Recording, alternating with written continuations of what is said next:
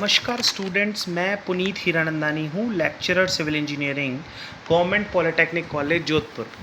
आज हम final year civil के सब्जेक्ट C305 को यहाँ इंट्रोडक्शन के रूप में समझेंगे। हम यहाँ देखेंगे कि इस सब्जेक्ट में सिलेबस में हमें क्या क्या चीज़ें पढ़नी हैं, कवर करनी हैं। तो आइए स्टूडेंट स्टार्ट करते हैं। Water supply and sanitary engineering, जल की सप्लाई हमें करनी है तथा स्वच्छता अभियांत्रिकी, ये जो अभियांत्रिकी है इसे हमें यहाँ समझना है। हम जानते हैं जल के अभाव में जीवन असंभव है। पृथ्वी का 2/3 भाग पर जल है, फिर भी वह पूर्णतया उपयोग में नहीं लिया जा सकता, अर्थात पीने या उपयोग में लेने हेतु काफ़ी अल्प मात्रा में जल उपलब्ध होता है। तो हमें उसे पूर्ण तकनीक अथवा प्रॉपर प्लानिंग से, इंजीनियरिंग से यूज़ करना है। इसी हेतु यहाँ जन्म होता है वाटर सप्लाई इंजीनियरिंग का। तथा हम जानते हैं स्वच्छता अत्यंत आवश्यक है, इसलिए हम यहाँ सैनिटरी इंजीनियरिंग के बारे में भी पढ़ेंगे। इस सब्जेक्ट में वाटर सप्लाई तथा सैनिटरी इंजीनियरिंग अर्थात स्वच्छता अभियांत्रिकी को हम पूर्ण रूप से समझेंगे कि इसका अर्थ क्या होता है और क्या क्या बिंदु इसमें सम्मिलित होते हैं। सबसे पहले जो फर्स्ट यूनिट में हम स्टूडेंट्स देखेंगे वो है वाटर डिमांड एंड क्वांटिटी के बारे में। जल की मांग कितनी होती है। किसी भी परियोजना को जब डिज़ाइन किया जाता है वाटर सप्लाई के लिए, तो सबसे पहले देखा जाता है कि वहाँ जल की मांग कितनी है, उसे हम वाटर डिमांड कहते हैं। पॉपुलेशन का फोरकास्ट देखा जाता है। वहाँ फायर डिमांड अर्थात किसी भी अवस्था में आग लगने पर कितने जल की आवश्यकता है उसे बुझाने के लिए, ये देखा जाता है। डिज़ाइन पीरियड हमें देखना होता है। उस क्षेत्र में सोर्सेस ऑफ वाटर क्या हैं वो हम पढ़ेंगे। Quality of water obtained from different sources, कि अलग अलग स्रोतों द्वारा किस प्रकार की क्वालिटी ऑफ वाटर हमें प्राप्त होता है। सेकेंड यूनिट में स्टूडेंट्स हम देखेंगे क्वालिटी ऑफ वाटर के बारे में। इसके लिए एग्जामिनेशन ऑफ वाटर किया जाता है, जल का परीक्षण किया जाता है। वे 3 प्रकार से होता है। फिजिकल परीक्षण, हम देख करके फिजिकल तरीकों से परीक्षण करते हैं। केमिकल एग्जामिनेशन ऑफ वाटर हम करते हैं तथा बैक्टीरियोलॉजिकल एग्जामिनेशन ऑफ वाटर होता है।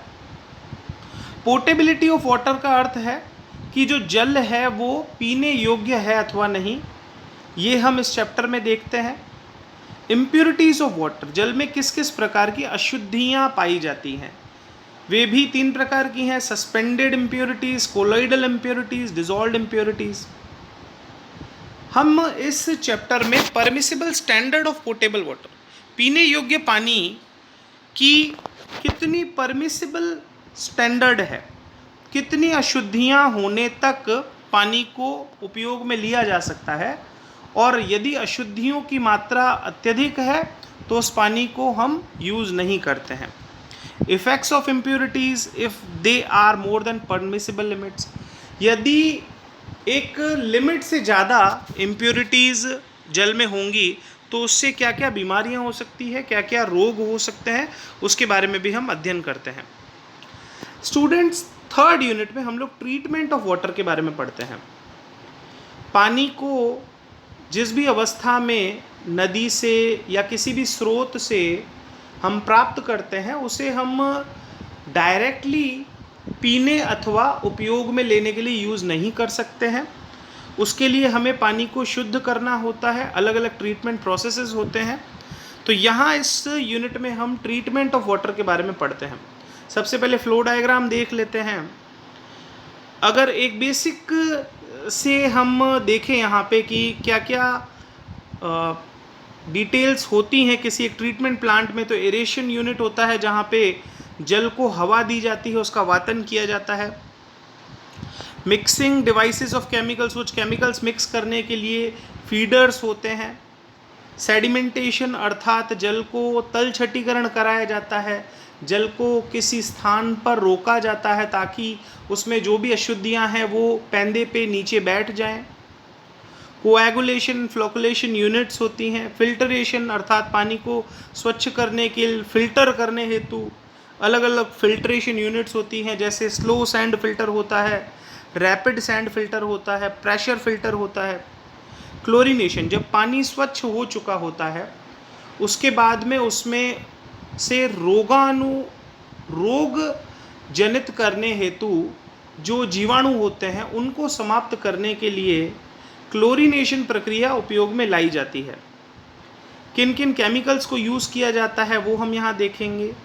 डीसलाइनेशन तथा डीफ्लोरिडेशन, जल में से नमक की मात्रा को कम करना तथा फ्लोराइड की मात्रा को कम करने के लिए जो जो तकनीकें उपयोग में लाई जाती हैं वे भी हम इस यूनिट में पढ़ते हैं।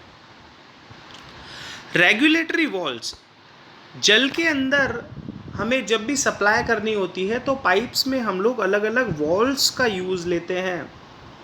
वॉल्व्स जल को रोकने, उसे दिशा देने, दिशा परिवर्तित करने हेतु उपयोग में लाए जाते हैं। हमने कई प्रकार के वॉल्व जीवन में देखे हैं अलग अलग, इस चैप्टर में हम उनके बारे में पढ़ते हैं।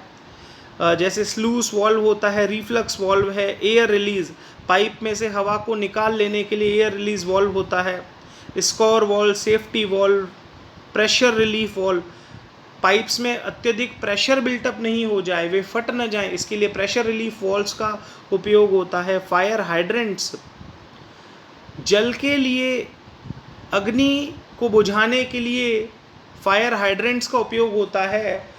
ये सारे वॉल्व्स के बारे में हम 4th यूनिट में स्टूडेंट्स पढ़ते हैं।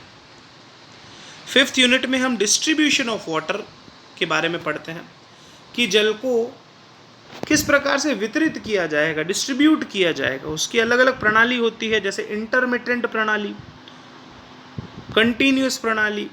सर्विस रिजर्वोयर्स के बारे में हम पढ़ते हैं, पानी की टंकियां जो होती है बड़ी बड़ी। Advantages and disadvantages of metered water supply. Students, हम जानते हैं जल की जो सप्लाई होती है वह 2 प्रकार से हो सकती है। एक तो मीटर लगा हो जल की सप्लाई में, उसे मीटर्ड प्रणाली कहते हैं। एक कई स्थानों पर जल को सप्लाई तो किया जाता है लेकिन मीटर नहीं लगा होता है, वो अनमीटर्ड सप्लाई होती है। तो उसकी क्या क्या लाभ है, क्या क्या हानियां हैं, वो हम यहाँ पर इस चैप्टर में पढ़ेंगे। लेआउट्स के बारे में हम लोग पढ़ते हैं, dead end system and its design as per PhD practice, कि जल की जो सप्लाई है वो ग्रिड सिस्टम से होती है, रेडियल सिस्टम से होती है। तो इस प्रकार से जो भी संबंधित सारे लेआउट्स हैं हम वो इस चैप्टर में 5th यूनिट में पढ़ रहे हैं। तो स्टूडेंट्स, आपने देखा हम क्रमबद्ध तरीके से यहाँ पर जल के क्या क्या स्रोत होते हैं, वहाँ से जल किस प्रकार से हमें प्राप्त होता है, किस प्रकार से उसे ट्रीट किया जाता है, स्वच्छ किया जाता है, किस प्रकार से उसे डिस्ट्रीब्यूट करके पब्लिक तक पहुंचाया जाता है। PhD जो भी कार्य करती है उसे हम इस जो हमारा सब्जेक्ट है CE 305 इसमें एकदम क्रमबद्ध तरीके से यहाँ पर पढ़ते हैं। 6th यूनिट में स्टूडेंट्स हम रूरल वाटर सप्लाई के बारे में देखते हैं। रूरल वाटर सप्लाई, देहाती क्षेत्र, हम जानते हैं कि हमारे अधिकांश जो जनसंख्या है वो रूरल देहाती क्षेत्रों में रहती है। तो वहाँ पे किस प्रकार से जल की सप्लाई होती है अथवा होनी चाहिए उसके बारे में हम यहाँ पर पढ़ते हैं। उसके इम्पोर्टेंट एस्पेक्ट्स को जानते हैं, क्या क्या जल के स्रोत होते हैं उनको देखते हैं, किस प्रकार से उसका ट्रीटमेंट होता है, उसके बारे में हम इस चैप्टर में पढ़ते हैं। 7वें चैप्टर से स्टूडेंट्स हम सिस्टम्स ऑफ सैनिटेशन की ओर बढ़ते हैं कि किस प्रकार से स्वच्छता हमें प्राप्त हो। स्वच्छता अभियांत्रिकी को हम इस चैप्टर से पढ़ना प्रारंभ करते हैं। यहाँ हम देखते हैं कि डिस्पोजेबल ऑफ वेस्ट, जो भी वेस्ट अर्थात जो भी कचरा है उसका किस प्रकार से निष्पादन होता है, निष्कासन होता है। ड्राई वेस्ट क्या होता है, सेमी लिक्विड वेस्ट क्या होता है, लिक्विड वेस्ट क्या होता है, इससे रिलेटेड जो भी टर्मिनोलॉजी है सैनिटरी इंजीनियरिंग अर्थात स्वच्छता अभियांत्रिकी से उसको को हम इस यूनिट में एक बार इंट्रोडक्शन के रूप में समझते हैं। हम जानते हैं स्टूडेंट्स, किसी भी शहर में, ज़िले में, छोटे से गांव में नगर निकाय जो होता है, नगर निगम जो होता है, पालिका जो होती है, वो स्वच्छता अभियांत्रिकी में प्रमुख अपना रोल प्ले करती है। क्वांटिटी ऑफ सीवेज के बारे में हम 8th यूनिट में पढ़ते हैं कि सीवेज अर्थात जो भी सीवर द्वारा जो उत्पन्न जो कचरा होता है, मल जिसे हम कहते हैं, वो किस किस प्रकार से होता है। डोमेस्टिक, घरेलू हो सकता है, इंडस्ट्रियल वेस्ट हो सकता है, स्ट्रॉम वाटर, बरसाती जो कचरा है, जल के साथ जो बह करके आता है, वो हो सकता है। उसके बारे में हम यहाँ पर पढ़ते हैं। इसकी लिमिटिंग वेलोसिटीज़ के बारे में पढ़ते हैं। कोई भी सीवर की पाइपलाइन है, उसमें जो सीवर अर्थात जो भी मल बहेगा वो किस वेग से, किस वेलोसिटी से बहेगा, उसकी अलग अलग वेलोसिटीज़ होती है। Non silting velocity, non scoring velocity, self cleaning velocity. Self cleaning velocity वो वेलोसिटी होती है, वो वेग जिसमें स्वतः उस वेग पर जल अथवा मल किसी सीवर लाइन में बहे, जिससे कि स्वतः ही वो साफ होता रहे। Transporting velocity, depth of flow इस यूनिट में हम लोग पढ़ते हैं। 9वीं यूनिट में स्टूडेंट्स हम कंपोजिशन ऑफ सीवेज के बारे में, जो मल है उसका कंपोजिशन क्या होता है, किस प्रकार से उसकी सैम्पलिंग की जाएगी, क्या क्या उसमें टेस्ट होते हैं, ये सारी चीज़ें हम पढ़ते हैं। Physical test, biological test, chemical test के बारे में हम यहाँ पढ़ते हैं। अगली यूनिट की ओर बढ़ते हैं। 10वीं यूनिट में स्टूडेंट्स हम बिल्डिंग ड्रेनेज के बारे में पढ़ते हैं। किसी बिल्डिंग के ड्रेनेज के अंदर किस किस प्रकार के ट्रैप्स होते हैं, किस किस पाइप्स को यूज़ किया जाता है, किस किस प्रकार के ट्रैप्स होते हैं। जैसे हम जानते हैं पी ट्रैप, यू ट्रैप, हमने आमतौर पर पाइप्स के साथ में प्लम्बिंग के कार्यों में अलग अलग ट्रैप्स देखे हैं जो कि स्वच्छता को मेंटेन करते हैं। इसे हम बहुत ही अच्छे से इस 10वें यूनिट में पढ़ते हैं। गली ट्रैप है, इंटरसेप्टिंग ट्रैप है, ग्रीस ट्रैप है, causes of breaking seal in the traps, ये हम पढ़ते हैं यहाँ पर। Testing of house drainage system, septic tank क्या होता है, सोक पिट क्या होता है, बहुत ही इंपॉर्टेंट पॉइंट्स हैं ये स्टूडेंट्स, जो कि हम आमतौर पर जीवन में देखते हैं। उसे हम इस 10वीं यूनिट में बिल्डिंग ड्रेनेज वाले चैप्टर में पढ़ेंगे। 11th चैप्टर में सीवरेज सिस्टम। अब सीवेज जो होता है वो मल होता है स्टूडेंट, और सीवरेज सिस्टम मल को किस प्रकार से निष्पादित करने की जो प्रणाली होती है उसे सीवरेज सिस्टम कहते हैं। दोनों शब्दों में, सीवेज में और सीवरेज में अंतर है, ये हम यहाँ पर समझेंगे। सीवरेज सिस्टम में सेपरेट सिस्टम होता है, कंबाइंड सिस्टम होता है, पार्शियली सेपरेट सिस्टम होता है। फिर सीवर्स अर्थात सीवर लाइनें जो होती है वे किस किस प्रकार की होती हैं, स्टोन वेयर की, कास्ट आयरन की, कंक्रीट सीवर की, सीवर के जॉइंट्स किस किस प्रकार के होते हैं, अलग अलग सीवर लाइनों के शेप्स किस प्रकार के होते हैं, वो सभी हम इस चैप्टर में अच्छे से पढ़ेंगे।